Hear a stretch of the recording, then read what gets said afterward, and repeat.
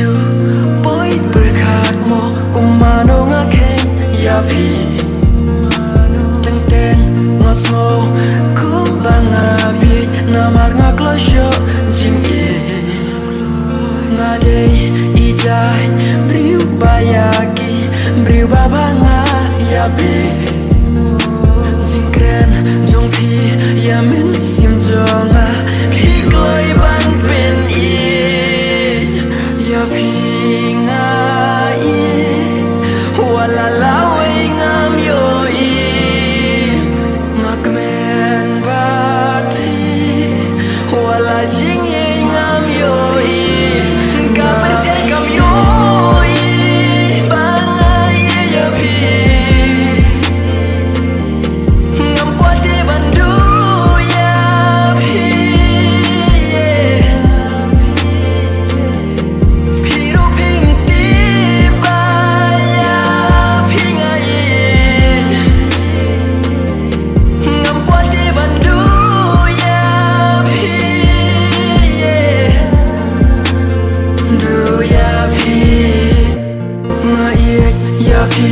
long kum banga grup ya udeng badon sha kadang grup scam kata udang tar hinrei ngaju ya sha habang ayo iba pila kmen kano kamen sim jong akar hem kajing bisni ngakwa ban penjem ngakwa ban kedub ya pi halashaden ya pi ngai wala lawe ngam yo i ngakmen bat pi wala jing ye ngam yo i ka pertekam yo i bangai ya pi ngam kwate bandu ya pi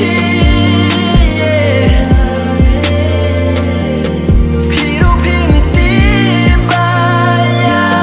pi ngai ngam kwate bandu ya pi du ya pi jai jai jai wanom kuslai wanom kirke se kampat shai jai jai jai wanom kuslai wanom kirke nda thau janai jai jai jai wanom kuslai wanom kirke se kampat shai jai jai jai wanom kuslai wanom kirke nda thau janai ya pi ngai wala lawe ngam yo i ngakmen bat pi wala jing ye ngam yo i ka pertekam yo i bangai ya pi ngam kwate bandu ya pi piru ping ti ba ya pi ngai ngam kwate bandu ya pi du ya pi ngai